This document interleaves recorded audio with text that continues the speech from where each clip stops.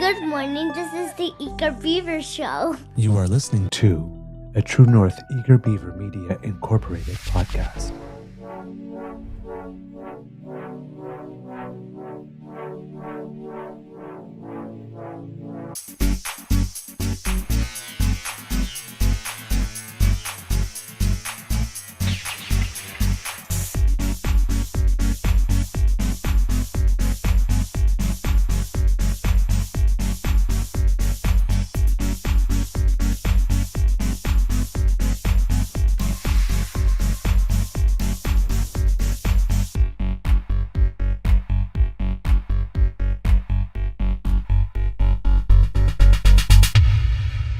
The True North Eager Beaver podcasts are proudly brought to you by our founding sponsors, the Miss V Mysteries from Corvid Moon Publishing, your source for science fiction, fantasy, and cozy mysteries featuring a broad diversity of characters. PsychicTarot.ca, book your tarot reading and unlock your spiritual journey. And the Pepper Master, hot pepper sauces made from farm-fresh ingredients to thrill your taste buds and expand your mind.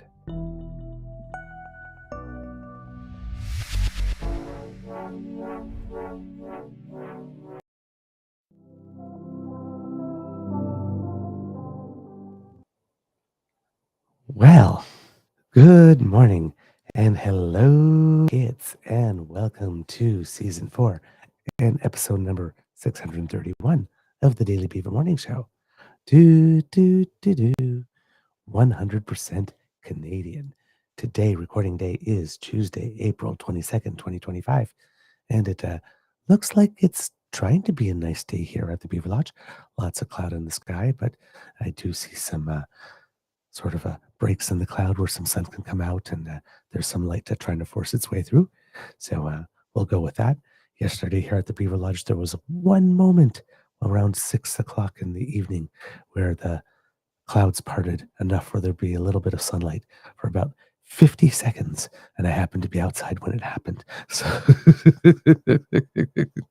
So I lived off that yesterday because it was pretty gray and rainy here, and a little sad, and just one of those kind of days. So Might want to turn the saturation down on your camera a little bit. You're looking awfully pink. You were really pale the other day, and now you're super pink. I know it depends on how much light is outside. It keeps on changing. Yeah, it's the lighting. So that's why you have to keep on top of it. Because I'm always adjusting mine, even though I have control over lighting. Sometimes the camera lens just does finicky, wonky things. I don't know. Yeah. Okay. Well, that might not work that way right now. So just maybe a change at this end. There we go. There you go. That's better. Yeah. Better lighting. We got the glare, but that's fine. That's good. Yeah, we can live with that. Yeah. All right. Yeah, it looks like I have some rosacea here. Yeah. Interesting. I definitely have some rosacea, but yeah, but I don't. I actually do have it. Yeah, you look like you have it, but I'm the one who has it. Go figure. Gee, it's amazing that I washed out the last 2 days, and now I'm like in Technicolor. Yeah. I don't. Sometimes tech is weird. It's lighting control, right? Like because you have a window in front of you, and I'm in an enclosed space. Oh, maybe today I need to open the Drake Brothers and close it. Maybe. We'll try that. Okay. Kids. You look sunburned. Pardon? It says Argosy Acres. You look sunburned.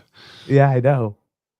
It's like one day in the sun. Look, that 50 seconds in the sun. Look what it did. Seconds.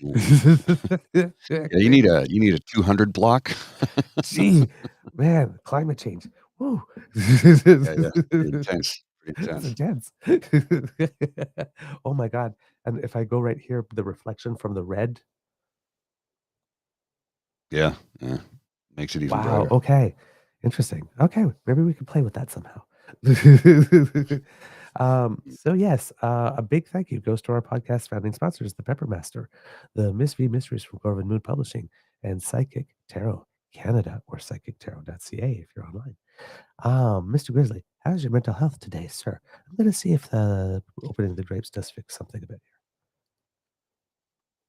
Well, to be honest with you, I'm I've mental health wise, I think I'm pretty good. I'm just a little tired. I did wake up quite early. I went to bed early though. After watching, I watched the hockey game, went straight to bed. Thankfully, Winnipeg pulled off a second victory as they are well on their way. I was yes, yesterday felt terrible all day. I had a few things I had to do, and I had to text people and say, "Look, I'm just not well enough today." I had to push them off till today, which means things I had planned today now have extra stuff on top of them. So hopefully I can get everything accomplished today. Yeah. I'm trying to set up a couple of meetings. And still, looking for work as I keep telling everybody, and hopefully today I can find something. But we'll see. We'll see. One of the thing I wanted to add in there was whether it's cold or allergies. Yesterday it just knocked me. Well, when I started the show yesterday, I Right. told you I wasn't feeling well from the day before, and we finished. I took Lola out. I went and met my buddy, and then it was like I gotta go home and lie down, and that was kind of my day. I had some production work I wanted to do, create some short clips, and do some audition for some ACX books on Audible. My whole day was shot to hell. It just I don't know what it is. I just completely drained of energy, feeling um, intense migraine from the back quadrant, just right here in the back left side of my head. And that's the only place the pain was, but it was Hmm. really intense, and I felt dizzy and lightheaded as a result. So maybe I should go see the doctor. I just figured I'd play it out for a day or two and see. And so far, so good Okay. today. So Hmm. it's knock on Oh, wood. see, I had the same thing energy wise. I mean, I was also, congested. The cold I had, it's the congestion's starting to go away. The sneezing and everything has stopped, but I'm still a little clogged here. So it kind of feels like a sinus thing, like like allergies and whatnot. But I know I don't have them. Mm. But it's similar. Um, but yeah, just all weekend long. I don't know. It was just I had my beaver suite had gone off to see family for Easter, and I decided not to go so as to not infect everyone. And I thought, okay, I got the place to myself for a couple of days. I'll get ahead on a lot of stuff, and it was just there was nothing in the tank. Same thing. I watched the first match. Well, both matches last night. The sort of side by side, the Winnipeg one and the Montreal one. Oh my God, Montreal! Oh, Yeah, they oh. Well, listen. Hey, they showed they can hang, right? I mean, that there's nothing to be ashamed of in that match, right? That was a good match. It was a good no, effort. but I mean, Ovechkin. I mean, they are up against he's Ovechkin. Ovechkin I scored mean, two. it's the entire Capitals team, but Ovechkin is I on a know. mission. But it's He's on a mission. Montreal 2, Ovechkin 2, rest of Washington Capitals 1. Yeah, Right. yeah, Really. So, yeah. basic. So, but hey, they show they can hang. So, no, Well, because there was a I little bit couldn't of see shaky that first game. period, and so I couldn't watch that game because I don't have the cable. I just have okay. well, I have through my service provider, Tech Savvy. I have like 20. It's like a basic package for $20. I get about I don't know 30 channels, but most of them are just various feeds of CTV channels all across the country. It's like 20, 40 channels. No, it's like really it's like a dozen, Oh, you and got I've the got time like shifting thing. all of the CTV. Yeah, all the CTV affiliates, like, and they're all showing the same thing at the same time for the most part. So it's like, guys, that's not really a choice. I mean, Yeah. come on, you know. Yeah, really. And I've been trying to cancel it for the longest time because if I want to watch CBC, I have CBC Gem and I have Rabbit Ears, so I can get Right. that. You can't cancel it online. I have to call them to do it. Yeah. It was like my Globe and Mail. I had a subscription to the Globe and Mail. I got this great deal. It was like $9 for 6 months. I went, yeah, okay, I'll sign up for that. That's a good deal. What didn't notice in the super fine print is that after the 6 months period, it goes up to $29 a month. And I went, Right. whoa, whoa, whoa, whoa, whoa, whoa, whoa, whoa. You have to call us to cancel. You can't cancel online. So I just switched my account from my credit card to a prepaid credit card and didn't put any money on it. And they kept trying to bill it for like 3 months and said, we're going to cancel. Yeah, go ahead. That's not a threat to me. I'm happy if you do. So they finally did. Same thing with Mm. my Torstar account. Every time they go to jack the price, I'm like, no, sorry. And don't worry, Christian, I am looking into an IPTV. It's just I have to call my service provider to cancel what I currently have so I can save that money. I found a $10 IPTV thing that'll get me all kinds of channels. So I have a few friends who have that too. So it's something I'm considering and looking into. But literally the only thing I watch on television is sports, live sporting events, CFL and NHL and NBA as well. And of course, the BBC, Deutsche World, but I get all of those online. So really, the only thing I need it for is sports because I have all the movie channels that I could ever want, right? I just want to get some sports, live sports entertainment. And I'm not talking about wrestling, okay? I'm not a wrestling fan. Hockey, give me NHL, give me CFL, give me NBA, and Major League Baseball, actually, in summertime. I like to watch the odd Blue Jays game. Not every day. I'm not a fanatic, but I've been cheering for the Blue Jays since 1977. So, Mm-hmm. Mm-hmm. So Winnipeg is up 2-0. Boom, boom. Montreal down 0-1. And then the Leafs are over the Senators 1-0. And Edmonton was also playing last night, but oh, yeah. that's What what was I'm the going score? to Because look that game because didn't I start was till like already in 12. I went to bed bed. when well, not already in Yeah. bed, but on the way to bed when it started. So I'm just taking a look at that. Oh, the Kings won 6-5. Darn. Uh, Oh, okay. that, Yeah, Don's telling me here through Twitter that Prime offers all those options too, and I have noticed that they do, but it's not cheap. yeah. Not cheap. Uh, like that, I can get the TSN feed for that's $29 a month for one channel. No, no. Darn. Oh, and it was like tied too until like 1832, and then Oh, Dano scored with like 52 seconds left to make it 6-5. So that was a really oh close wow. game. Well, that makes it for a Yeah. thriller. Okay. Yeah. So it looks like we got it looks like we got some good series all along, except And and Tim here saying, "I love the Sens, but won't be upset if they lose." And here, you know what? Here's this. I want them. I desperately want them to beat the Leafs. The Battle of Ontario. The Leafs are 4-0.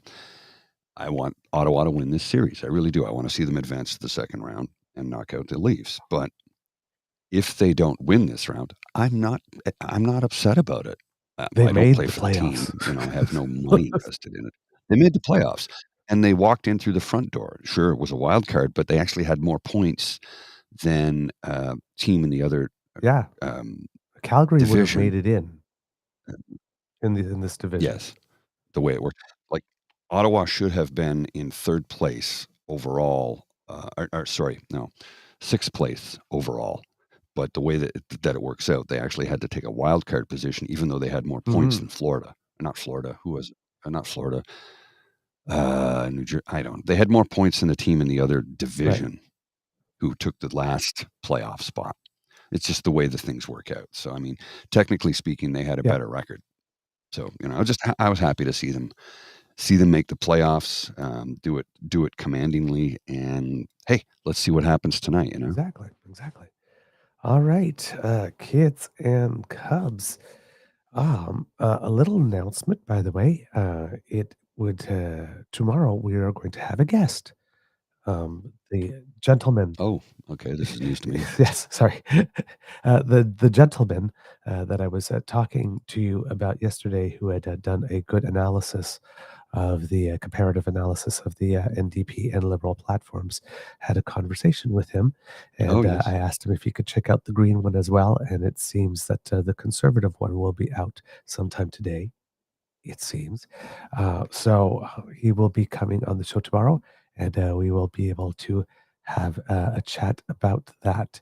So, yeah, it'll just be nice. I figured, instead of reading everything he's written into the record, why not just ask him Mhm. to come on and speak for himself? Yeah, it makes things a Yeah, lot easier. and I he's think so. very Yeah, we can get some actual insight yeah, into so it. he's very excited by the opportunity. I mean, his name is Josh Sperando. Like I said, he's a graduate of the Monk School of Public Policy and then a McMaster U grad. So and public policy and government relations consultant for Macmillan Vantage. So, somebody who, He knows what he's talking exactly. about. Hey, what do we love on this show? Yes. Expertise. Experts in their And field. from what I can tell, someone who may be younger than us as well. So Okay. it'll be cool. Oh. Because I keep on forgetting how old I am. Sometimes it's like, oh yeah, we look. Wait a minute, I'm 50 now. So I had a conversation on Friday with a couple of fellas after I had a chance to, Friday? Maybe it was Saturday. I don't know. I had a conversation with a couple of friends the other day, and one of the comments I made, I said, was I think because the voter turnout was so incredibly high in advanced polls, I said, I think what's happening is a lot of people are coming out to cast a ballot for Mark Carney. And again, in their head, they're casting a ballot for Mark Carney because unless you live in his riding, you can't cast a ballot for him because we elect a parliament, not a prime minister. That's an important civics lesson for those of you who were not aware. And I'm not speaking down to anybody. I'm just trying to reiterate, as I have several times on this program, that we don't elect a prime minister, we elect a parliament.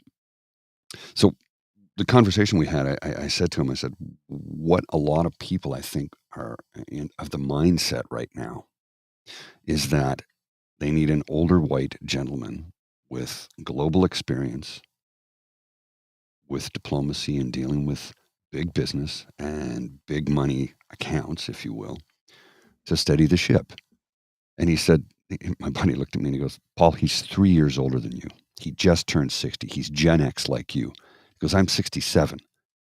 I'm older than him. I go, he's like, you're saying 60's old? I said, no, not what I said. I said, younger people, in comparison to the opposition leader who is 45, at 60, he is an older white man with global experience taking care of some really big files. And people need that confidence in somebody who can handle these things during a crisis situation. We're in the middle of a trade war. It is a crisis. Do not kid yourselves. Mark Carney is the right man for the job at this time. Period. Pierre Poilièvre is not the right man for the job at any time, honestly.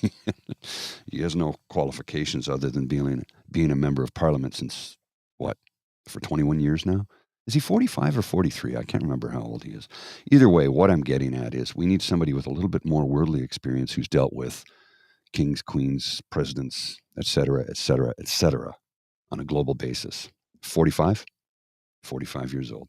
So yeah, Mark Carney is the right choice at this time for the country, for the long-term future of the country. And it's not, I think in this instance, for many, many people, and I did say this, I said, I think the choice they're making is less about the Liberal Party in this instance and more about the man in this case. Whereas people were tired of Justin Trudeau, the man, because of all the vitriol that's been thrown towards him over the last several years. They're actually making a choice about the man in this case. It's very strange. It's a very bizarre time to be alive. Who's kidding who? But I think that's the spirit and the pulse of the nation is let's take the guy who's done stuff like this before. Sure, he's not a career politician and he's never worked in politics, but he's worked with politicians. He's worked with world leaders. He's worked with the heads of major corps. He knows what he's doing. He knows how to manage crises. It's all he's ever done. So I think that's the vibe that a lot of people are feeling right now. Let's make a choice for Canada's future in Canada's present. All right. So what's your take on that, sir? Do you think I'm far off the base on that? Or No, I think it's a cogent you're position that I'm frozen? Oh no, it's just the thing with Restream. Restream's being finicky again. Okay, sorry. No, I think it's a cogent position. It stands. It takes. It holds together. One can make a solid argument and case for it, like you just have. Yeah, I mean, like I said, it's not the only way to see it, but it is a way to see it that holds together and that is logical and is consistent. So I can absolutely see how a lot of people would see it that way. Absolutely. Yep. All right, On kits this, and I think cubs. this. I'm trying to post a comment here, but Restream is seriously delayed right now. I'm looking. It's not my processor. It's not our software. It's not our computers. It's the Restream is being an asshole right now, and it keeps disconnecting, trying to reconnect. It did this yesterday. It's doing it again today. There's very little I can do about it, unfortunately. Hopefully, it'll come back. Did it come back? I think it's. Are we back? It looks like we're back. Yeah, Restream froze up there for a minute. It's causing major issues right now, and I can't tell why. Getting all fuzzy and you're freezing. It's just and it's taking the delay with Restream right now is about 5 seconds, 5 to 7 seconds. So Mr. Beaver and I can't even talk to ourselves in real time, talk to each other in real time, because I click on a button to post something and it takes 5 seconds for it to post and then 5 seconds for it to come down. So yeah, it's major issues right now with the software, and I apologize. Beyond my control. Okay, so given that there's that, how about we use the chat function on the inside to just let each other know when we're done talking, and that way we'll know, given we have the delay, and it won't sound as bad for everyone else. Okie dokie. All right. So, kits and cubs, like we do every morning, we're going to take a little look at the polling data. Interestingly enough, with the CBC poll tracker, finally, for those who were a little worried, there was a bit of uh, a break in the narrowing of the gap between the Liberals and the Conservatives. So for those who are panicking with that, but it's still showing 194 Liberal, 122 Conservative there. With 21 Bloc Québécois and 5 New Democrats, it seems that Yves-François Blanchet might have done himself some good in those debates after all, somehow. I just don't know how, but somehow. And it doesn't take a lot. A 5% swing in the province of Quebec could result in a certain number of seats flipping with all the sort of three-way races and that type of stuff there.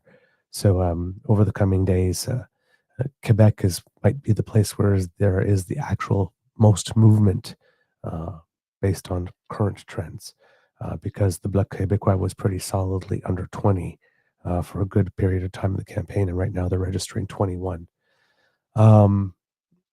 So yeah, we'll see what goes on there, and of course, there could always be someone south of us who decides to open their yap and say something, which might change some things at the last minute. But given that today is the last day to vote by special ballot, anybody who hasn't voted today will still have the next 5 or 6 days to be influenced. Whereas, of course, anybody who's already voted, what's going to happen over the next few days, your votes are locked in, right? So that some people are speculating that maybe the reason Pierre Poilièvre waited to release the platform until after all of this first wave of voting could take place is because maybe there's something in that policy platform that he didn't want conservatives to see, wanted to lock in those votes before he put it out. Like maybe his math not mathing or something. Maybe. So, but yeah, it's not particularly great here with regard to the policy platform for the conservatives. But polling wise, it seems to be holding up pretty well for them. With the 338,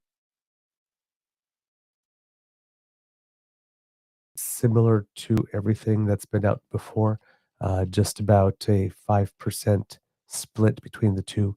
But again, showing Ontario, Quebec, and showing Ontario and Quebec and Manitoba a little more solidly on the Liberal side, but BC starting to flip towards Conservatives. So Conservatives are gaining a couple more seats in British Columbia, and the NDP might be doing a little bit better there too. So in the case of 338. We've seen not so much a narrowing of the not a cessation of the narrowing, but at least on this one, the conservative increase that has been very, very slow, very minuscule, but a little bit notable. That's been interrupted for the first time in about, I'd say, 1, 2, 3, 4, 5, 6, 7 days, a 7-day cycle in there. But again, seat count showing Liberals 184, Conservatives 126, the Bloc rising up to 23 there, even the NDP going up 1 seat to 9 in that. So it's all at the margins, right? There are some people that are looking at Main Street. Main Street itself is indicating that the Liberals have slipped back into minority territory, but they're the only one of the four that are showing that at the moment.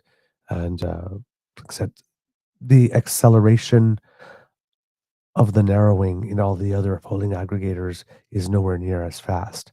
So we'll have to see what it means if people are feeling safe um, to vote for some of the smaller parties now that they're pretty sure that the Liberals are going to win. Yves-François Blanchet in Quebec might have had something to do with that because on Sunday it was his turn to go on Tout le monde en parle, and he basically declared on the show that Carney was going to win. So that might have been a strategic move on his part to say, well, Carney's going to win, guys. So, you don't have to all give your votes to him. You can send some our way now. Enough of you are going to do the job. So it might be a reverse sort of a Jedi mind trick on the part of Blanchet there. But we'll see. And Jagmeet Singh, objectively, a campaign that was very lackluster over the course of the last week or so with the debate performances and whatnot, has taken on a bit of a new life. Seems to be getting a little bit more attention. He seems to be able to motivate some of the vote. It looks like they're doing the same thing as the Ontario NDP did, is focusing on certain key ridings and throwing everything at it to try and at least maintain party status. There is some indication in the polling that they are getting some response to that, but everything that is happening is still well within the margin of errors, except for Main Street. And throughout this entire campaign, there's always been an outlier somewhere, right? It was Frank Graves and Ecos at the beginning, and then Abacus for a while. That was the only one showing that the Conservatives had a lead. And now it's Main Street being the only one showing that Liberals going into minority territory rather than majority territory. But again, there would have to be, from what the polling seems to be indicating, Ontario seems to be very, very, very solidly Liberal, and there would have to be a major, major, major swing in Ontario for everything to fall apart. So, majority, minority, maybe that could be in play somehow. But whether or not the Liberals are going to form government at the current moment with current trends, there doesn't seem to be anything out there that would indicate something that would bring a 10 to 11 point swing in Ontario alone. Well, this comment here from that Dave guy says, personally, I'm feeling a Liberal minority with a Quebec kingmaker. I do know who that kingmaker is in Quebec. And yeah, they definitely would absolutely, positively much prefer to have Mark Carney as prime minister than Pierre Poilièvre because... Oh, yeah. Oh, God, yes. You know who the kingmaker is I'm talking about in Montreal, right? Mm-hmm. The company, the name of the corp. I'm actually invested with them because their stocks always go up. Always go up. They are the kingmaker. Literally, they've been known as that for decades. If they never publicly endorse, they just seem to always find the person they want to be prime minister and end up being prime minister. So we'll just leave it at that. Yeah. It's a very powerful corporation in Montreal. Ooh, Very powerful subtle corporation in Montreal. Subtle. Real subtle. I need more coffee. I'll be right back. Kit Tim. Oh, thank you. I think the stream is leveling out. I appreciate the feedback there. Nice to see that.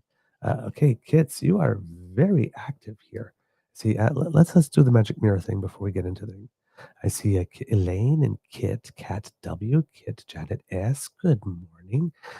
Janet S., that seems to be a new name for me here on the chat. So if we've never said hello, welcome to the Beaver Lodge. Pull up a log, stay a while. Let's see. Kit Argos Akers, hello, Mr. Jim, my friend. How are you, dear one? Kit Lori S. Hey, nice. Let's see, what else? Linda M. Hello, dear one. Nice to see you. Good morning. Kit Mohan, hello, and family. Hope Mateo's feeling better. By the way, I saw that he got into the chocolate. Kit Environmental Coffee House. Kit Nona Carol, hello. Kit Jen, hello, lovely one. Nice to see you this morning. Thank you for joining us. All right. Do we have anybody else in here sliding in at the last minute to get hello? Kit Toronto Dan, Kit Tim, hello. Anybody else? Kit Christian. Hey, hello. Salut mon frère. Comment ça va? Kit Brettback. That's a new name for us. Hello. Good morning. Hope you're doing well. Glad to see you here. Kit Dawn as well. Okay. Good morning. Who else do we have? Oh, a new one. Chris Sturwald. Edward Tonian here. It was devastating last night. Yeah. Can imagine.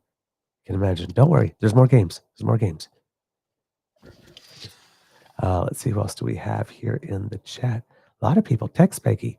Yeah, I noticed that yesterday. Hello. Nice to see you. Didn't have a chance to say hello yesterday, but nice to see you. That's a new name for me as well in the chat here. And what else? Text Becky, at 58, I was in diapers when the Leafs won the cup. And mark my words, I'll be in diapers when they win the cup again. Maybe. That's good. 50 Beaver points. That's a good one. Kit Hyper T 007. Good morning to you. That Dave guy. Hello. That's a new name for us too. Lots of new names on the chat. So wonderful. Thank you so much. Oh, so glad to see. Kit Sandy Domingos Shipley. Hello. That's another new name. Wow. I A lot gotta of Kit playing with 3D. I gotta show Kimberly you Tower. a couple of things here that so do you know who Harman Bangu is? He is Nope. MLA for Langley Abbotsford, transportation critic, Conservative caucus for British Columbia. So yesterday, I guess was it yesterday? Let's see, no, it was Sunday. It was Sunday, the 19th. When was the 19th? Saturday was the 19th, correct? Yes, the Saturday. He made a commentary about a post on Twitter, and I will show you his commentary. This is like pearl clutching. What? That was weird. It was not supposed to happen that way. What is going on here?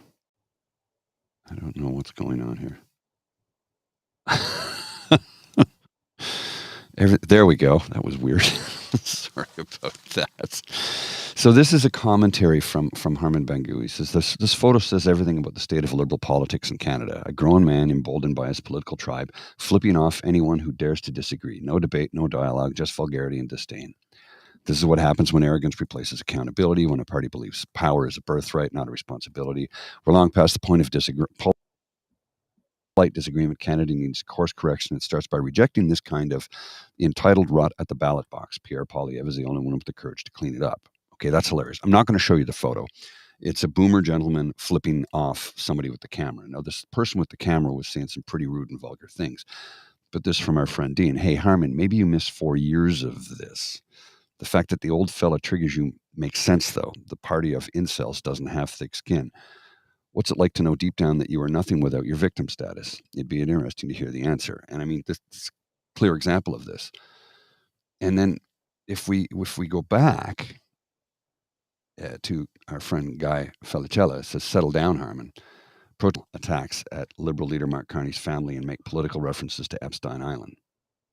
I'm not going to run the video. This was on Friday, I guess. Meanwhile, in the distance, likely beyond earshot, supporters cheer Carney on. I'm not going to show you the video because it's really, really troublesome.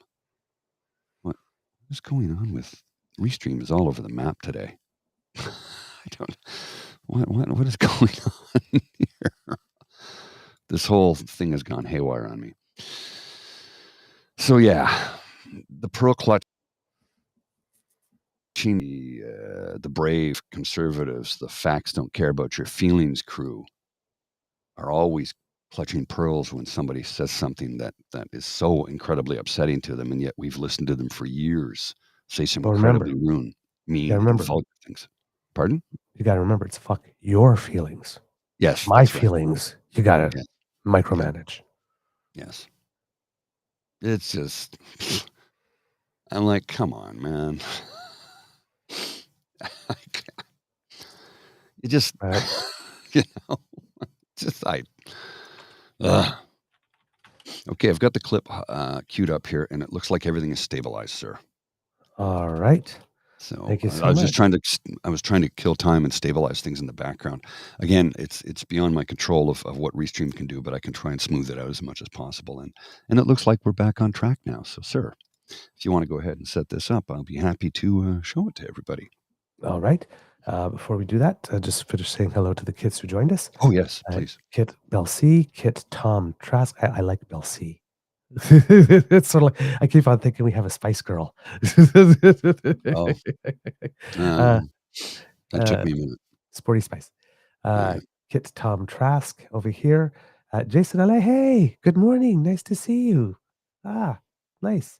If you remember, Jason is the gentleman that posted that lovely thing in the chat that he's learned more about civics from watching our show than he did at school. So thank you so much. It's always Thank nice you. to see you in the chat.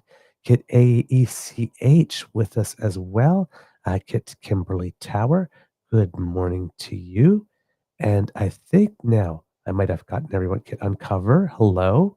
Anybody else? Oh no, Frank, Kit Wishful, Kit Ibaj coming in at the last minute for hello. Kit Daedalus, Kit Katie Canuck. That's a new name for us as well.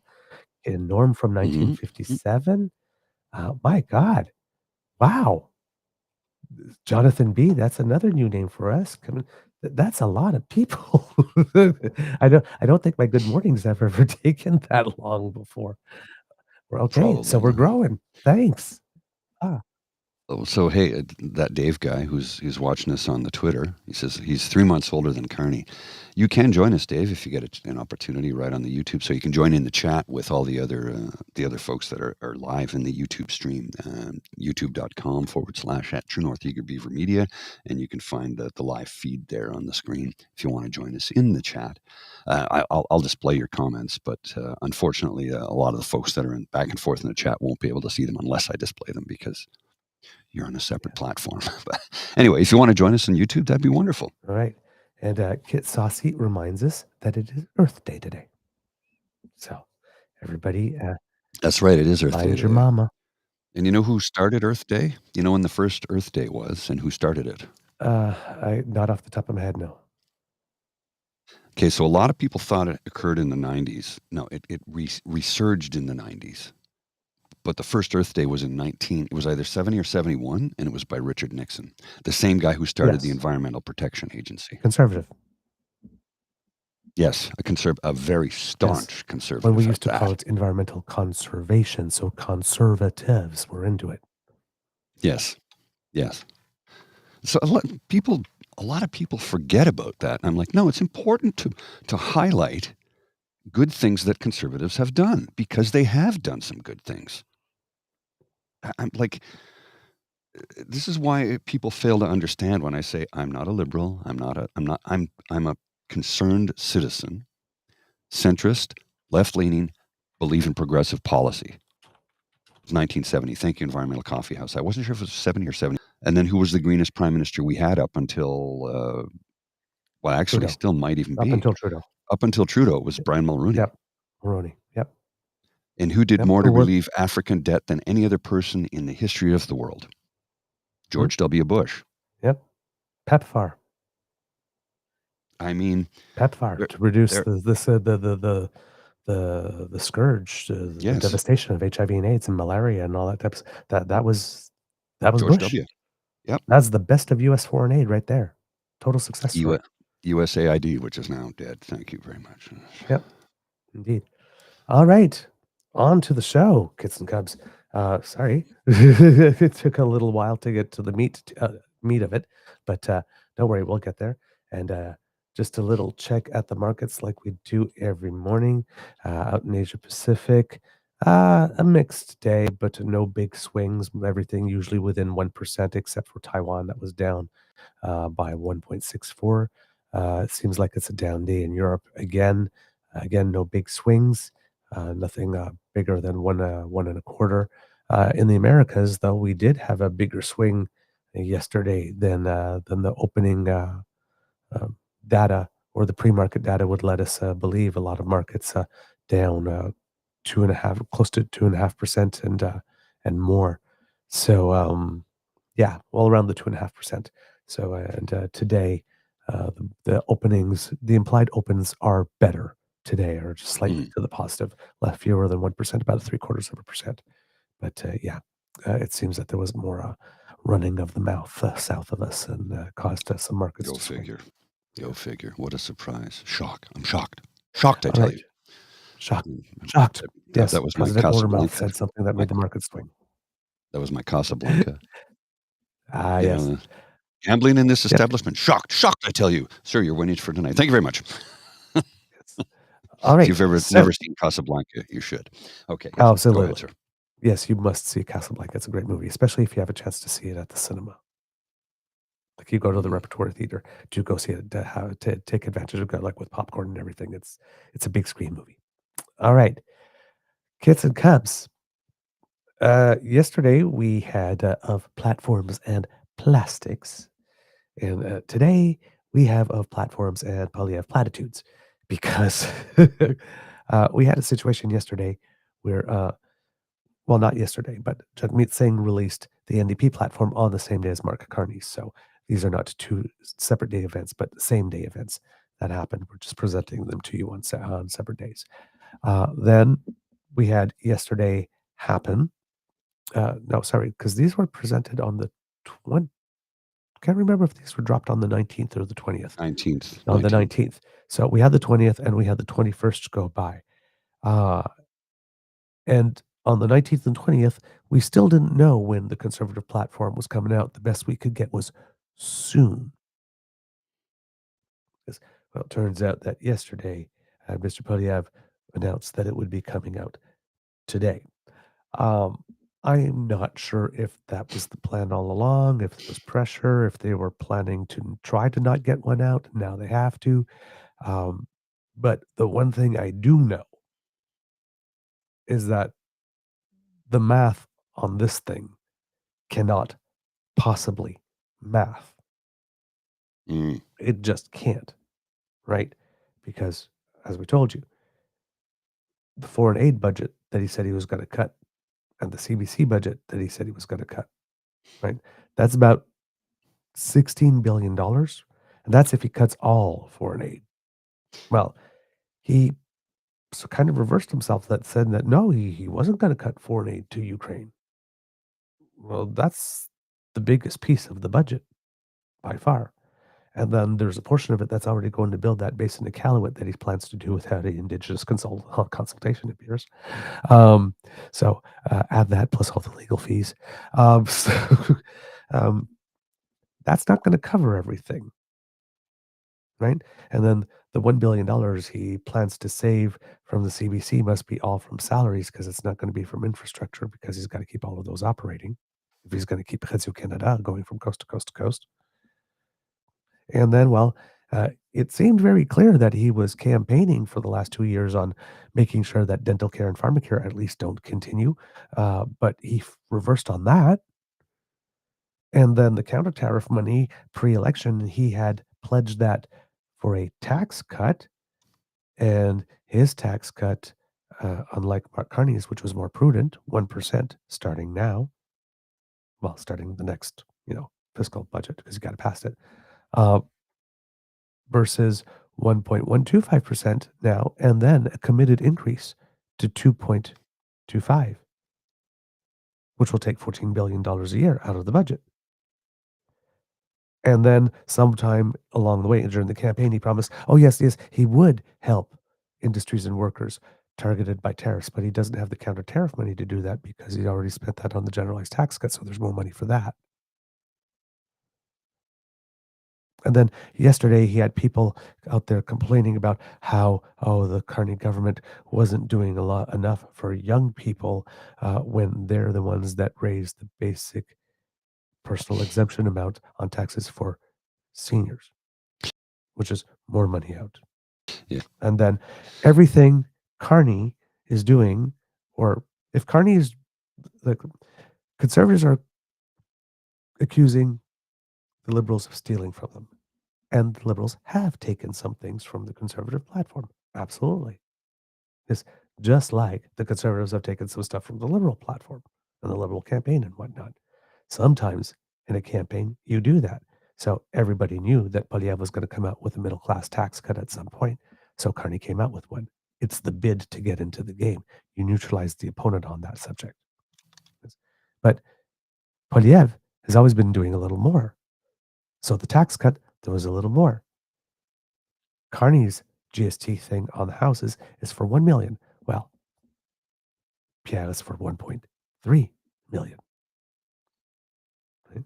Carney announced that he was going to build 500,000 houses a year.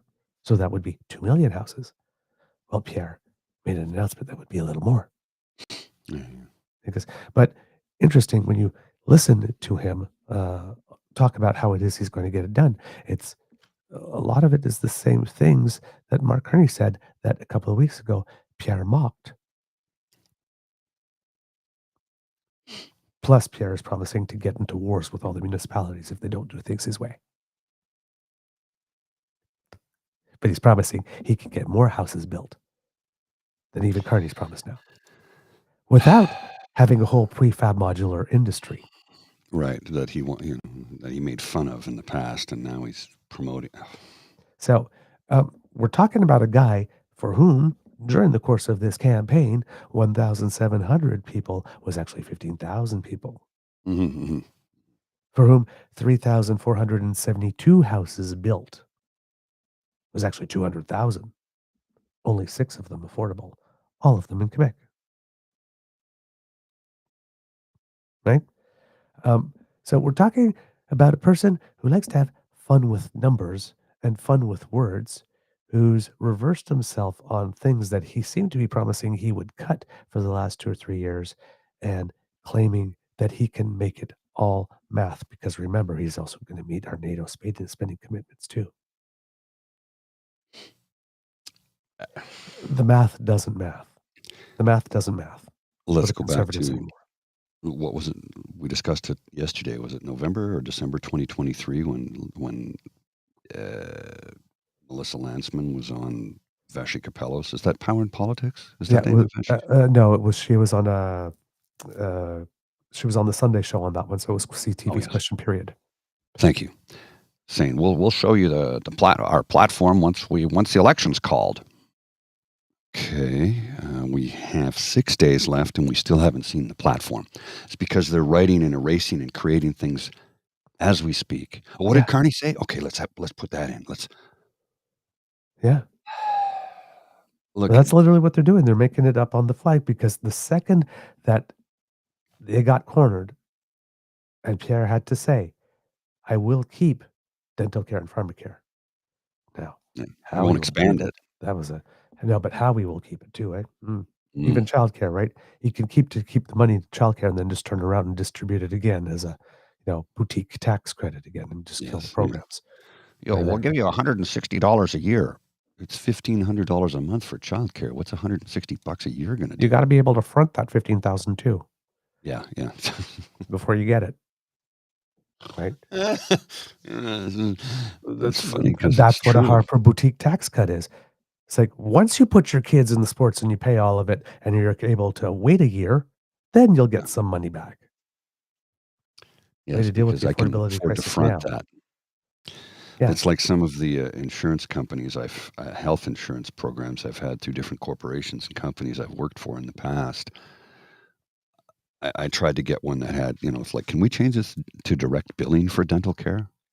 Well, no. You just go ahead and pay the $2,000 up front, and we'll reimburse you. Yeah, it's going to take months to get that money back, and I need the money now. I need direct billing to the insurance company.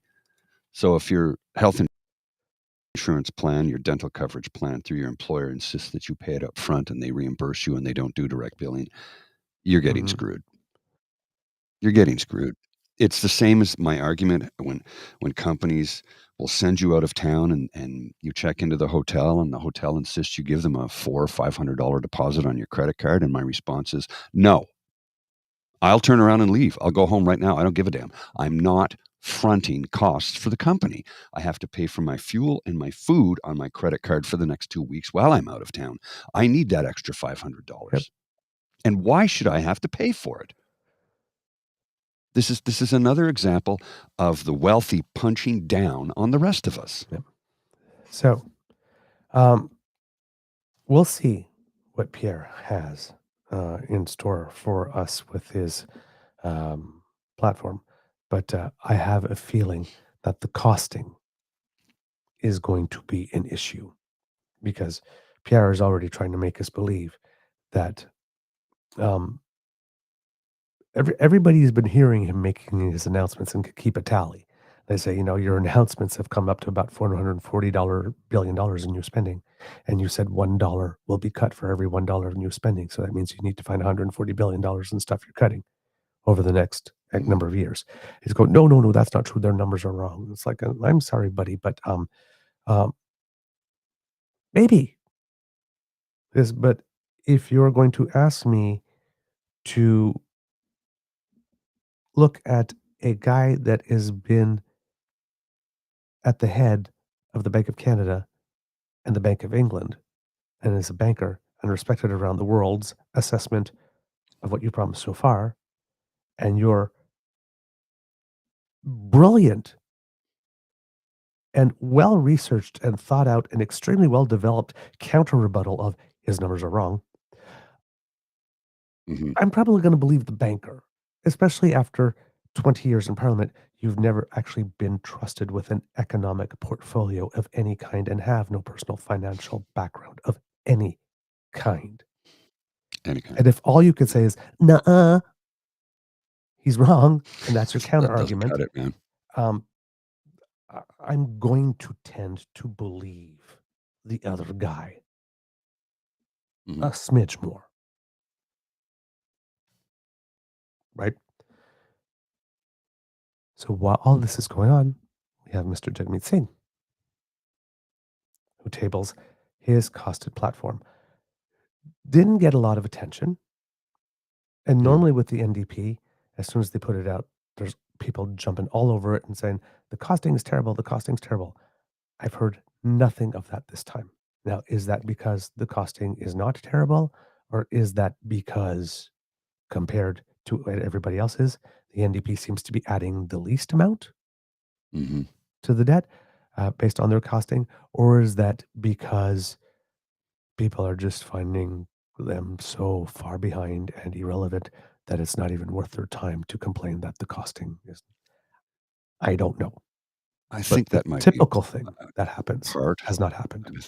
I think that might be part of it, though, for sure. Could be. That they're so far behind, whatever. Yeah. I think that's the attitude from a lot of people right now, Yeah, that they don't even consider them.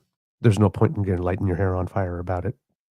Because, I mean, even the Conservatives didn't do, oh my God, if you go with the NDP, they're going to spend us into oblivion. We'll be in hell. And that typical thing, right? That the Conservatives always do. Not a peep. They're saving that for Mr. Carney this time around. But Mr. Singh does have some very important things to say and to add to the mix. So let's look at what he has. He's at so this is the one where he's making the big pitch, talking about what's in the platform, and then he'll be asked a couple of questions, of course. Okay. I met a woman in Burnaby, a single mom, working 2 jobs, doing everything she can to give her son the life he deserves. Her boy has asthma. And she told me on some weeks, when she's at the drugstore, she stares down at his prescription and has to choose between picking it up or paying the rent. She knows what that means. She knows the risk, and still she's forced to make that call. I could hear the agony in her voice, the guilt twisting in the pit of her stomach like a knot. But that guilt doesn't belong to her, because I know she's doing everything right. She's holding up her end. It's the system that's failing her. That's not bad luck. It's the outcome of decisions made by people in power, decisions that put CEOs and billionaires first. While you're working harder than ever just to are watching their fortunes grow by hundreds of millions of dollars a day. At the same time, nearly 4 million people across this country can't afford the basics. This didn't happen by accident. It's what happens when governments have the power to act and choose not to. Liberals and conservatives put the profits of the powerful ahead of the people who make this country work. They choose, and they've chosen, tax breaks over family doctors, corporate landlords over affordable homes. These aren't just bad choices, they're wrong.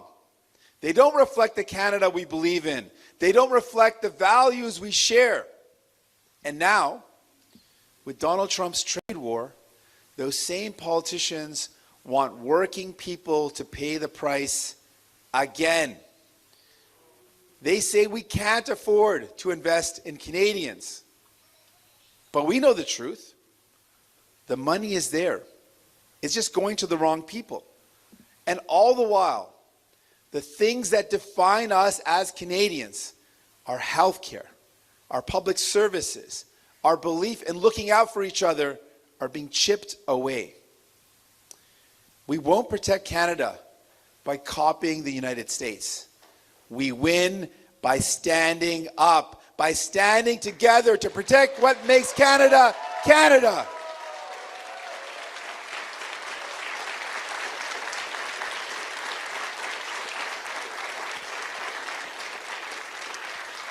And that's why today I'm proud to share our campaign commitments.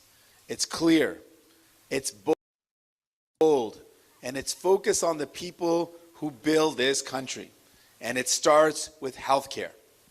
We'll guarantee access to a family doctor or primary care team by 2030. We'll hire more healthcare workers, and some say it can't be done, that there's no way to get everyone a family doctor, but we know that's not true. We'll create residencies for qualified, internationally trained doctors already living in Canada, so they can get to help, working to help people instead of waiting on the sidelines.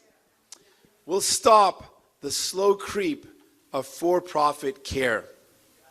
We'll launch universal pharmacare, starting with free diabetes medication and birth control, and expanding to cover essential medicines by year's end.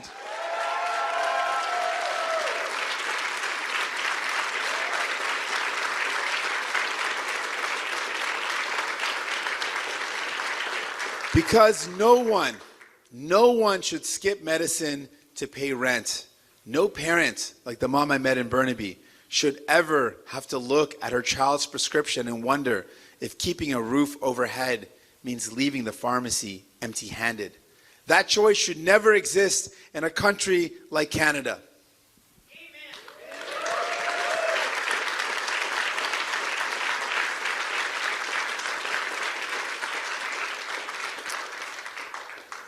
And your mental health, it matters just as much. We'll make mental health care part of public health care.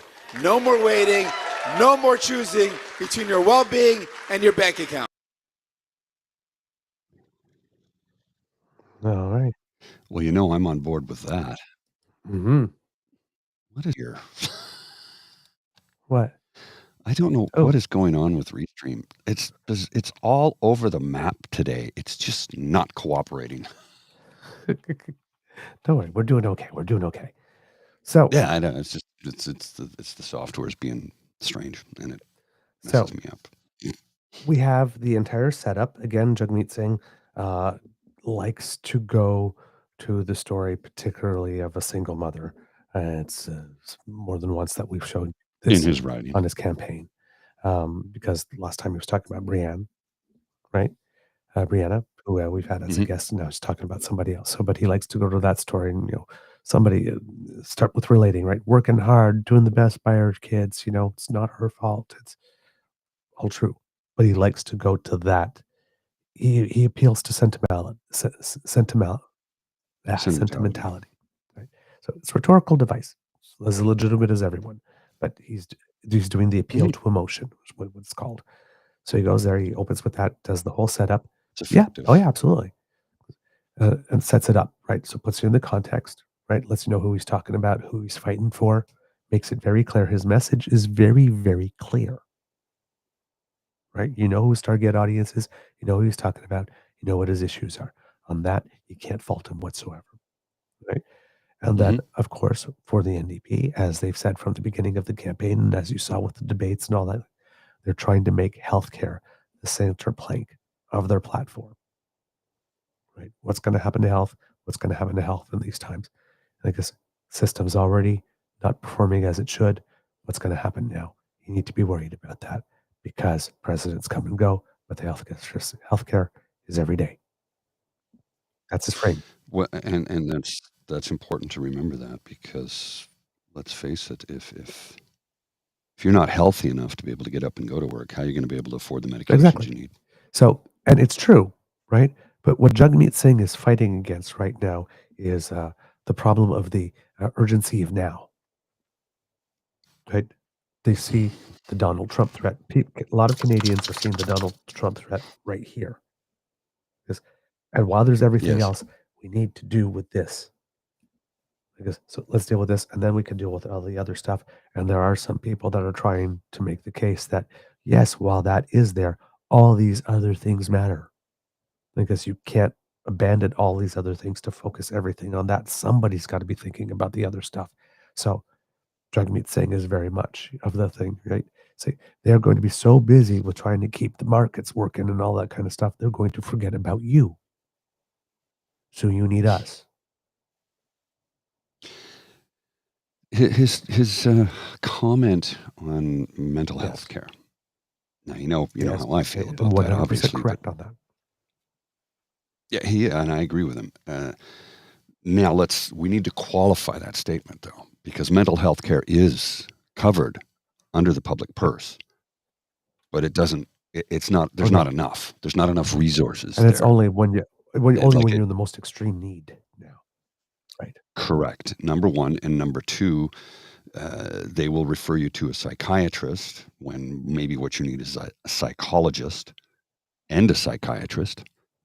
Uh, things that do need to. There goes Mike. Something going on with Restream again. I don't know what is happening. It just keeps crapping out. Sorry about that. It's beyond my control when it does that. So we're back now. I think it dropped off for a second or two there.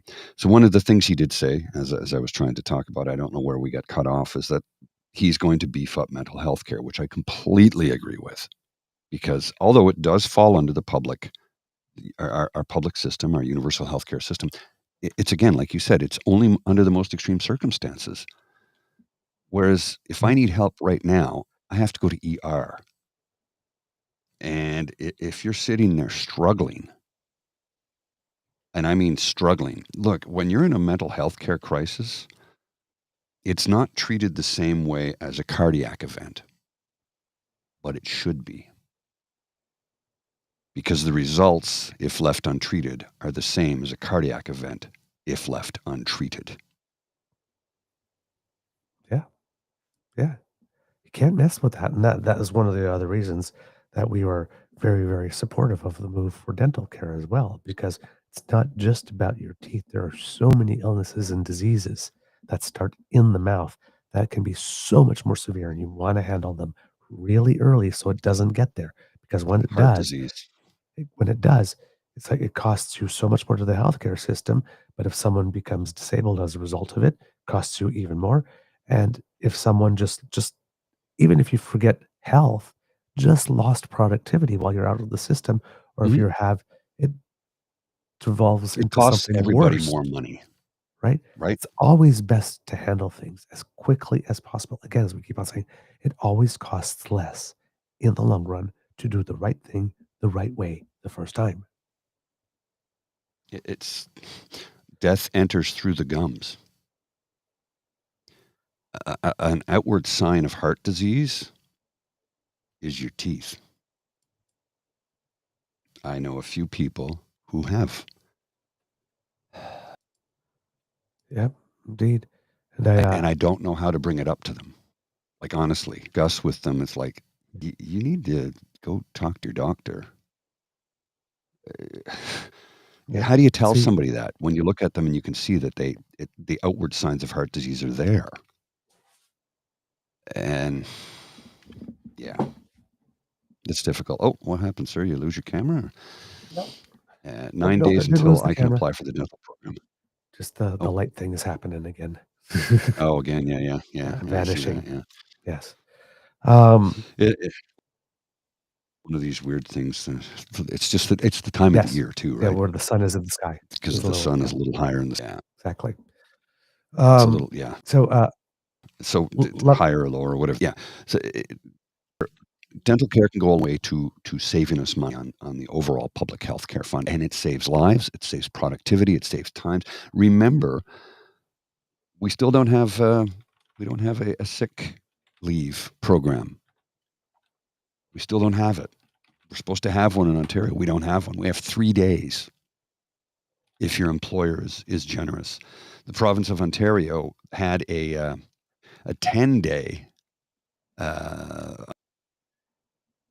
under the Wynne government. You remember that? It was no, and they got rid of doctor's notes. You could take 10 days off and it would not affect your employment. It would not affect your employment ratio. Now you weren't paid for those 10 days, you were paid for 3. So out of 7 of them, you were not getting paid. Well, most people can't afford to do that. Most working people just can't simply. You know why people go into work sick? It's because they have to. People go to work sick all the time because they have no choice. They have to because they can't afford to take 4 or 5 days off in a row because they live paycheck to paycheck, because our incomes have not grown in relatively to productivity or cost of living or inflation. There's no indexation of our income. But members of parliament, when they get their fully indexed pension, and federal government employees get the fully indexed pension, and I fully support that, we should all have a fully indexed pension so that when we have to leave the workforce, we know that we are going to be okay. all right. Yep. Good to go, sir? So let's go All to the yours. next section, Mr. Grizzly, where Jagmeet Singh is going to talk about a couple of things in all a little bit, but affordability and basically EI and housing and groceries and sort of all in one package.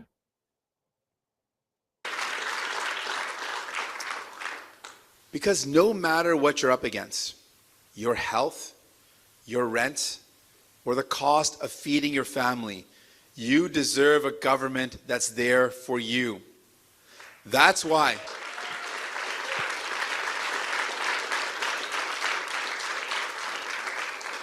That's why we'll build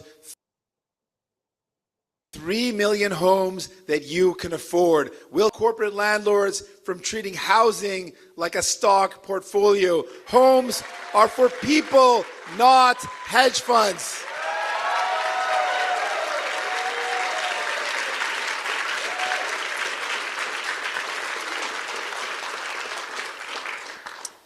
We'll help first-time homebuyers. We'll support Indigenous-led housing. We'll take public land and put it to public use. We're going after the cost of living and the profiteers behind it.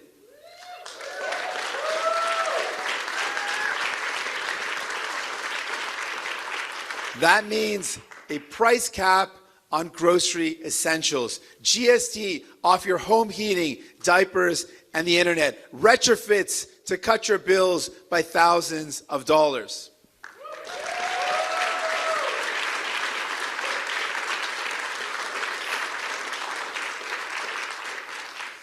And real fixes to employment insurance. So if you lose your job, you don't lose everything. We're ready to act starting on day one.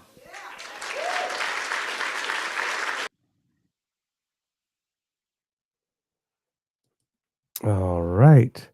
So again, lots of measures all put in together. You see where he's going. Like he's got a clear narrative. Absolutely. Now to that, this is where the part where he starts to throw in the narrative about weaves in the narrative about people like you, quote Mhm. unquote, Mhm. potentially being forgotten. Yes. So, if we continue on, Mr. Grizzly, Sure. Just a second. I'll bring it back up here. unless you've Having got something to add about that section, of course. not what he's saying definitely resonates with a lot of people, myself included. Just let's just we'll just keep rolling for a moment or two here, eh? Okay. Because very soon after this election, there will be a federal budget. And you need new Democrats there to make sure it delivers for working and middle-class people.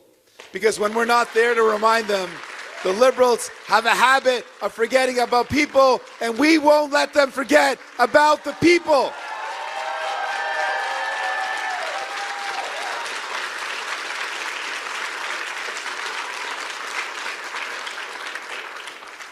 So here's what we'll fight to deliver in the first year. Real steps towards a family doctor for every Canadian. Universal pharmacare, national rent control, grocery price caps, a real fix to EI, and tax relief for working people.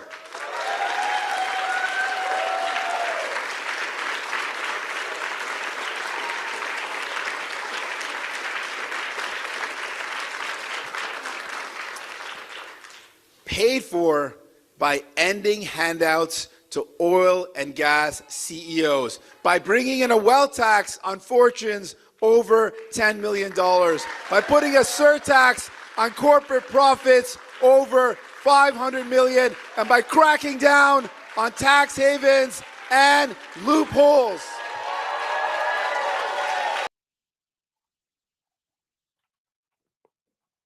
So, lots of energy, lots of passion. And Mhm. here's the thing, this is passion I expect from Pierre when he's selling his stuff, but he's showing up at the podium all the time and his heart doesn't seem to be in it really when he's making these announcements. And this is a little bit of the fire that I would like to see in Carney when he's making some announcements and stuff like that. Well, although I do get that it's sort of uh, we're all in the boardroom with him type of delivery is also particularly effective. It shouldn't be in normal times, but these are not normal times. No, they are not. So, in this case, like I said, so this is the thing I do like about Jagmeet is I am convinced that he is all in. And it's not to say that I'm not convinced that the other two are all in. But again, right? As much as it's just a different vibe because Mr. Carney, everything is relative to each other. So because Mr. Carney is so staid and poised and sort of even keel, because when he turns around and Mhm. says, the Americans are going to do it to themselves and we're going to leapfrog them, and gives that little smile, like this, and says it with more firmness and more conviction, like this, but still that quiet confidence. You see the difference in the level, and the level for that speech within that context is a bigger jump, right? And it's clear, and you know that you can do it. But I guess, and I still feel inspired, because, but it's not it's the different type of inspiration, right? It's the I believe in us, and we can do it. And God damn it, we're allowed to be ambitious. So let's go get ours. Right? That's more Mark Carney, right? Like this very, whereas Jagmeet Singh is like, we need to fight and we're gonna get this. And there's like, if I could get a little bit of a blend, right? It's like they're going to do this, they're going to mess themselves up, and we are going to leapfrog them because Canada, we can do this, right? If I could get just that little, if I could just blend them a little bit, it would be like perfect. But they're both doing their own thing in their own way, and it's extremely effective. But this is again, Jagmeet Singh really goes to the appeal to emotion and passion, and whatnot, in the fire. So again, two different deliveries. They both have their pluses and their minuses, and they're both effective in their own way. Because, but when you can take a little bit from column A and column B and put them together, when you can take the passion while bringing someone into the boardroom with you, that would be if what Carney is already doing is a home run, it would be grand slam. Like it's just that little extra bit. That's the one thing I do love about Jagmeet. It's like I have no doubt he is all in. No doubt. All right. Do you have anything on that, Mr. Wisley? I just wanted to point out something that I thought, is a complete example of hypocrisy, ignorance, trying to go to the lowest common denominator. We had Pierre Poilièvre, and we discussed it yesterday, talking about how they're going to lift the ban on single-use plastics and plastic straws and plastic bags, et cetera, et cetera, et cetera. And he did that just a couple of days prior to Earth Day. Oh, yes. Like, come on, man. You refuse to live in reality. I mean, what else can you say about that? You just, like, who's advising him of policy? 2 days before Earth Day, you tell us that you're going to allow oil companies to continue to manufacture products we don't necessarily need, and we have alternative sources to use because it's convenient. For decades, many decades before the invention of plastics and nylon, we used paper bags for bread. We used paper bags for groceries. We had wax-coated paper straws. I remember growing up with wax-coated paper straws in some places. Why did they coat them in wax? Well, simple. They didn't disintegrate. And the wax was not unhealthy. It was not paraffin. It was beeswax. Were they expensive? Yes. That's why they're just paper today, because folks are looking to maximize their profit margin. If I can get another 1/4 percentage point in this, that's how it works. But I just find it incredibly ironic that 2 days before Earth Day, he pulls that stunt. All right. So let's continue with Mr. Singh, Susie. He's now, I think, if I had this properly noted, going to sort of indicate to Canadians why it is the NDP can be trusted to do this, given their track record. Okay, I will continue on this, but I have to jump now, actually. So okay. I can put this up on the screen, but I do have to take off because I have to get a couple of things taken care of here. So I will bid you adieu. Thanks for coming out, everybody. We do love and appreciate each and every one of you. Carlo, thank you very much, sir. I appreciate what you did for me very much. It helps. So thanks for coming out, everybody. I will see you soon. I apologize that I was incapable of doing an ASMR last night. I intend to do one this evening. So if you want to join me at 9 p.m. in my ASMR YouTube channel, I will be there. I will be talking because I'm feeling much, much, much better today than I did over the last few days. So I'll see you later. You take care. All right. Bye, my friend. See you. All right, kids and cubs. All right. That's Mr. Grizzly's feed. That's up there. Because so no he's gonna have nurse, to take it down. no teacher, no move forward. tradesperson should pay more than a billionaire flipping All right. There we go. And I'll be able to put it up there myself here. All right. Transition there. That we didn't do that one very well. But that's okay. That's okay. All right. So as I mentioned, we're at the space here where Mr. Singh is going to uh, let people know about basically the NDP track record and therefore why it is that they can be trusted to get this done for Canadians. All right, let me move the box. The box will not move. Why will the box not move? The box is supposed to move. This is very weird. All right, let's see if I do this. Okay, yeah, Mr. Grizzly is right. There we go. Let's try that. And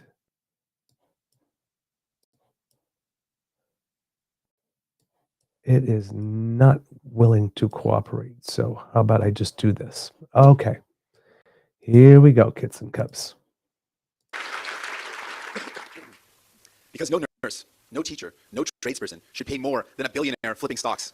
We've seen what happens when governments protect billionaires instead of everyday people. We don't need to look far, just south of the border. We won't let that happen. We won't let Trump's trade war become your burden to carry. We won't let him buy our public health care. We won't let him drive up drug prices. We won't let him come for our water, our minerals, or our workers. And we won't let anyone put indigenous rights or environmental protections on the negotiating table. Because this is our line, and we won't back down.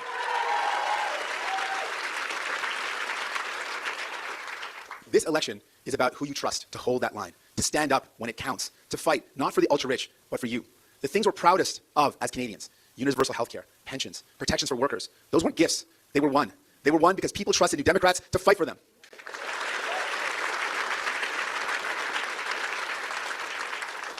In the last parliament, we delivered dental care, the first steps of pharmacare, a ban on scab labor, 10 paid sick days.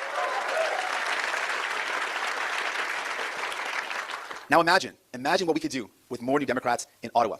Canada works better when New Democrats are there to hold the powerful to account. So if someone asks you, why vote NDP? Tell them this: because when we have power, we use it to fix what's broken, to protect what matters, to build a Canada that works for you, not just the ones cashing in while you struggle. Let's protect what makes Canada, Canada. Let's do it together. Thank you so much. Merci. Merci. Merci. Merci. Merci. Mes amis, j'ai rencontré une mère célibataire.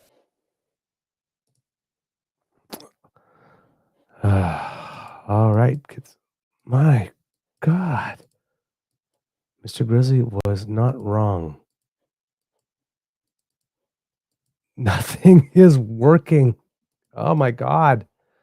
It's terrible. Okay, I do not know why I am now stuck in the corner and cannot change the screen whatsoever.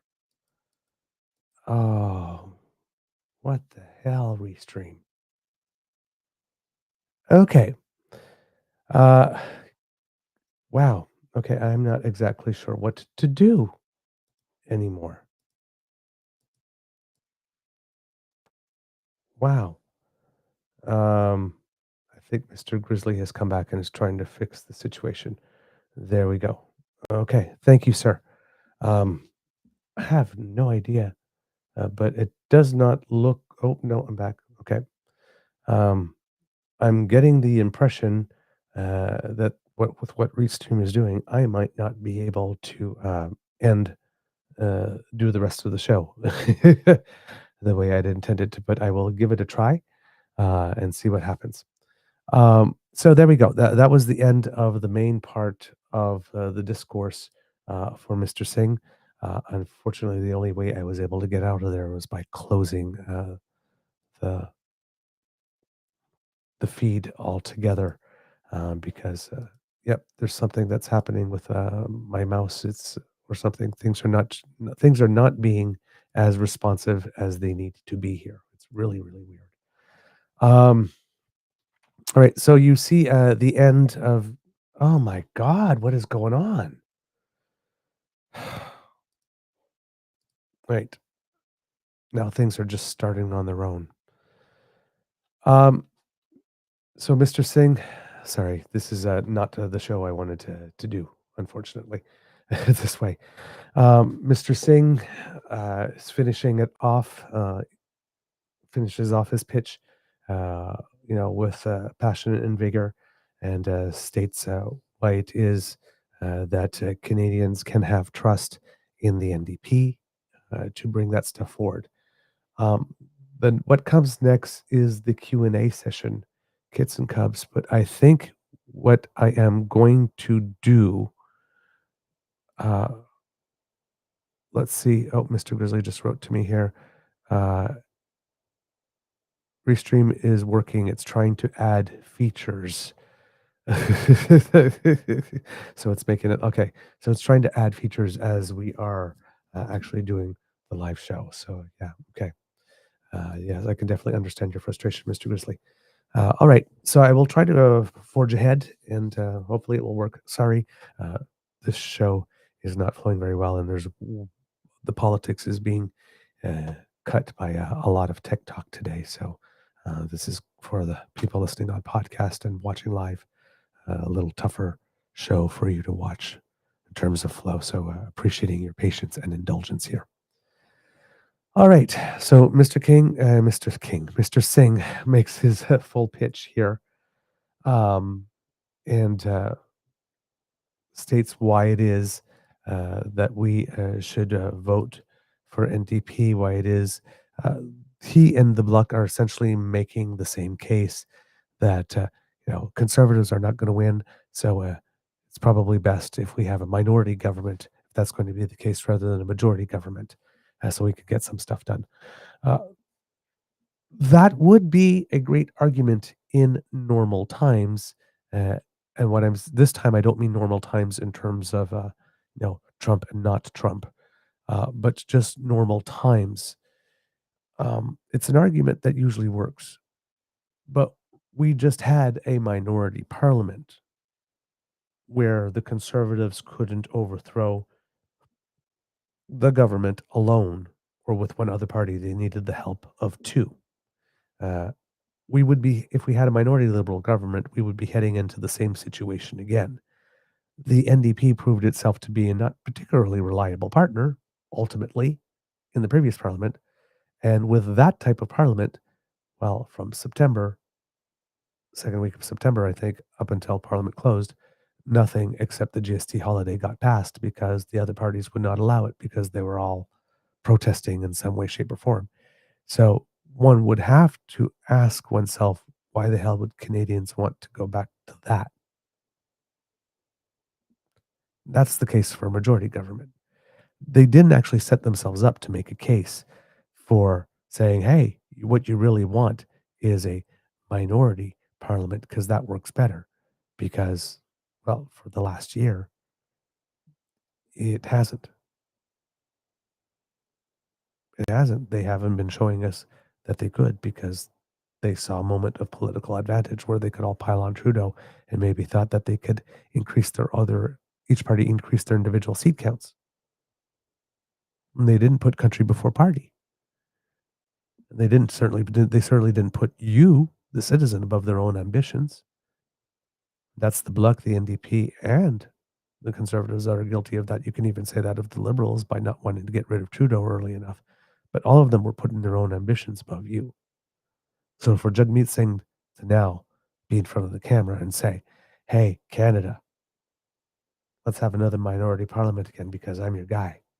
It's like, yeah, you're our guy in that you did get the anti-scab legislation onto the agenda. You did get dental care and pharmacare onto the agenda. The anti-scab legislation, we can give you full credit for your participation in that, seeing it through beginning to end. But pharmacare and dental care, we can't. I mean, honestly, we can't. Because you were prepared to let the government fall, and I mean, the government did fall. We are in an election before the full last phase of dental care has even been implemented. Should the Conservatives win this time around, they could have made sure that that doesn't go through. Mr. Singh likes to take the credit for having done it alone. But Mr. Credit got it, Mr. Singh got it on the agenda and then didn't do the work that he needed to do to see it through all the way to the end to make sure that it got done, was in place and entrenched. He pulled the plug way before that. He gave up on dental care and pharmacare before it was there for everybody to have it. That's fact. So, again, while I like his passion, and while I like the fact that he's trying to occupy that lane and being the only one that occupies that lane, and strategically he's found that lane and he's working it for all it's worth, I mean, he also has a track record. The pharmacare and dental care promises, he did not see them through until the end.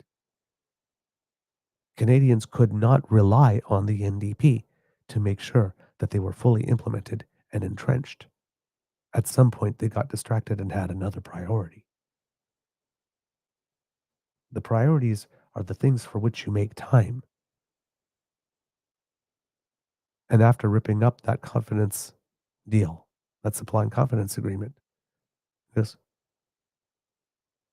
he kind of abandoned ship a little bit, but then when he determined and started saying that if there was going to be a confidence vote, he would vote to take down the Liberals, he abandoned it completely. So, again, he's in this weird position of being the person that speaks for these things at the head of the party that traditionally speaks for these things and can be relied upon to do these things and talk about these things and put them on the agenda.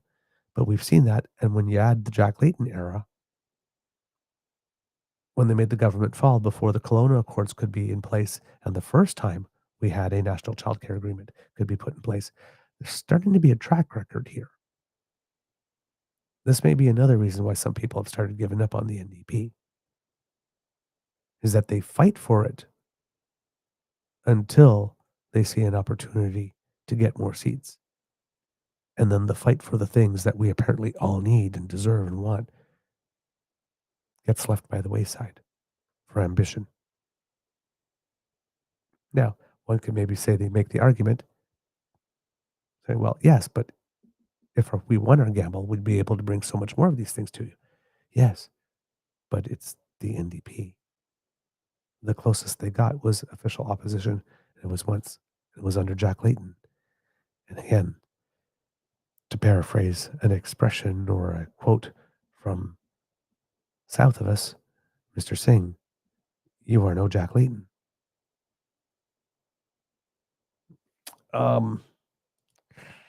So yeah,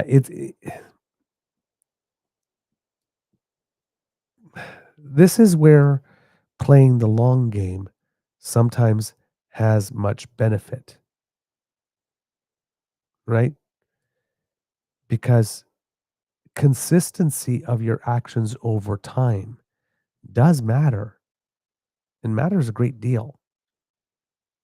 So when you say that you're the person that's going to be in the trenches, that's going to fight for something, that's going to fight for you and won't stop until it gets it done. But you have a party now that over the last 2 decades have pulled the plug on things before they actually got done. At some point, you've just cultivated a whole generation of people who don't believe it when you say it. And that's not it's not a good thing. It's strategically, long term, it's not good. Again, you might get some nanosecond wins, but after a while, um, people start asking questions, start thinking you're not particularly reliable.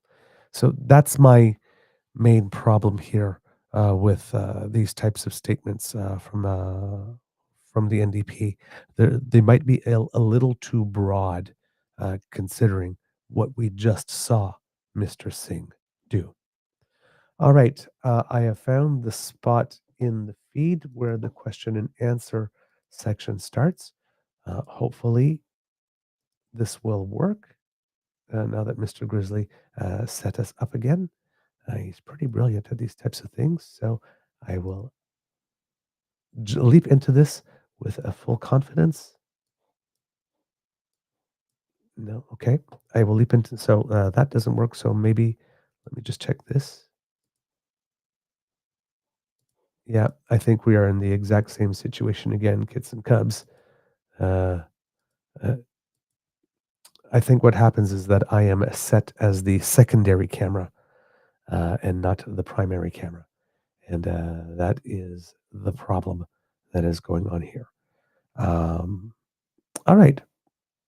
Hey, we'll try it like this and we'll see what happens. And if I'm stuck like this, um, we'll find a way to get through the show somehow. Okay. Kits and cubs, the question and answer period. We'll take one question and one follow. Une question suivie, beginning with David Thurton of the CBC. Hey, good morning, Mr. Singh. When the House returns, one of the first items on the agenda, I assume, will be a federal budget. What is the one item in your platform that you can tell us that the next government will have to implement or, put in their budget for you to either support it or to make their lives less of a hell in the next parliament?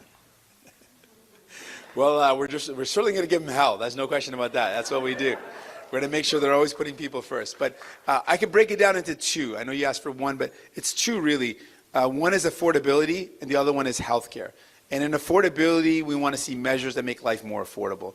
That means bringing down the price of groceries. We've talked about a price cap on food essentials. This has worked in other countries. We want to see it happen here to stop the corporate grocery stores from ripping off Canadians. We want to see a price cap on food essentials. So that's really important. And then on housing and on homes, this is the other big stress for Canadians. We want to see real action to bring down the cost of homes, to build homes that people can actually afford. So those affordability, and then the second piece is healthcare. In this coming, the storm that we're in right now, with the threats from Donald Trump and the trade war, we want to make sure that there are no cuts to our healthcare. So in this next budget, we're going to fight back against any cuts.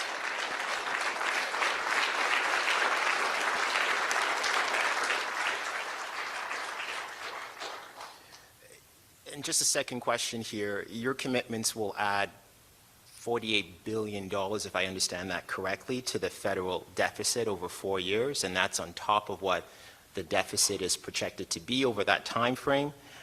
So Canadians are probably wondering, and I'm certainly wondering, in a trade war, and certainly when your platform is trying to factor in a possible recession, can we afford this?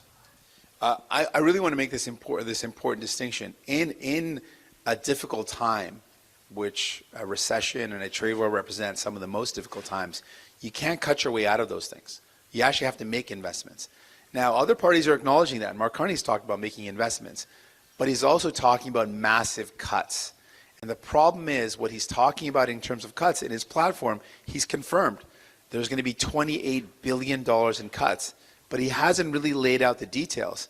And he has said, though, previously, that those cuts could come in healthcare and services. That is the wrong thing to do in a recession. When people are already vulnerable, when people are already worried and anxious and faced with uncertainty, cutting the very basic essentials like our healthcare and services is the last thing that we need to do. It's the wrong thing to do.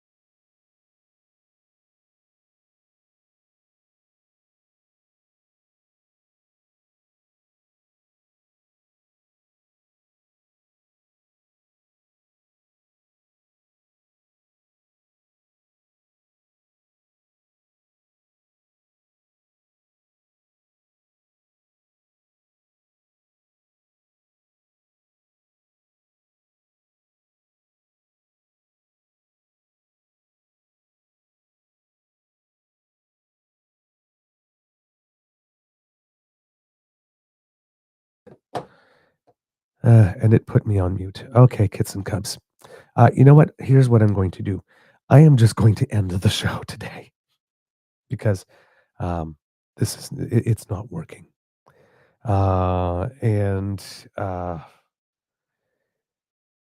maybe it might be a good idea to try again later. Yeah, no, yeah, it's not working today, so I'm just going to cut my losses and just cut out for today because this is frustrating. It's about 2 hours in, and I'm not even close to getting half the content I wanted to get out today, and it's not coming out well, and I keep on throwing myself from being able to give you a smooth delivery.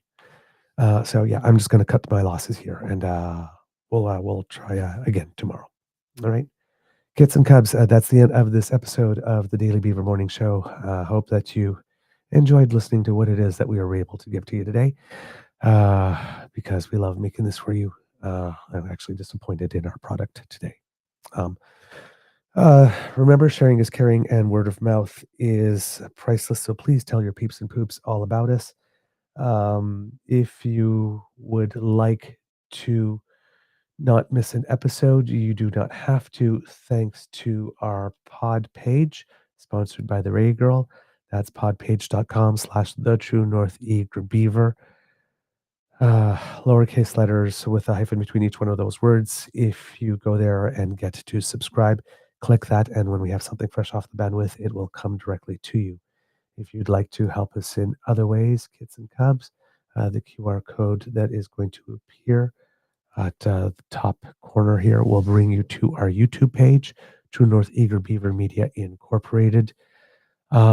Please go there, click our buttons, like, share, subscribe, and we appreciate that when you do it. It helps us with the algorithm. Thank you so much for that. If you'd like to help us in other ways, our coffee page, that's where our tip jar is. Coffee.ko-fi.com/eagerbeaver, all in one word. And if you could leave us a little something there to give us some encouragement, we would really appreciate that. Thank you so much. If you're not able to contribute financially, please do not worry. Of course, we know times are tough for everyone, and it's just like that. So thank you so much to everybody who was able to do something. Uh, let's see, because democracy is something that you do, kits and cubs. Remember, liberal leadership race that will be coming out in June. Do what you need to do for that. Today is the last day to get your mail-in vote, and it has to be in by now. So you probably have to hand deliver it if you haven't mailed it in yet for the Manitoba Progressive Conservative leadership race. The results will be announced in 4 days on the 26th. And of course, for the federal election, today is your last day to vote early by going to your local local elections Canada's office, because the actual early voting offices are now closed until I think about 6 or 7 o'clock today is the limit.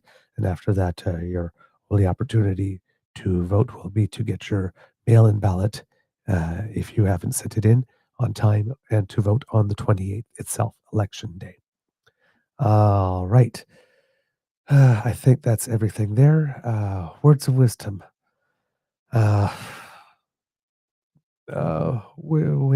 the universe is working against you, do your best. And when your best is not good enough, cut your losses and try again the next day. That's about my best advice. Again, I am deeply, deeply, deeply sorry that we were not able to meet our usual standard today. As Mr. Grizzly said, beyond our control. Again, you can tell.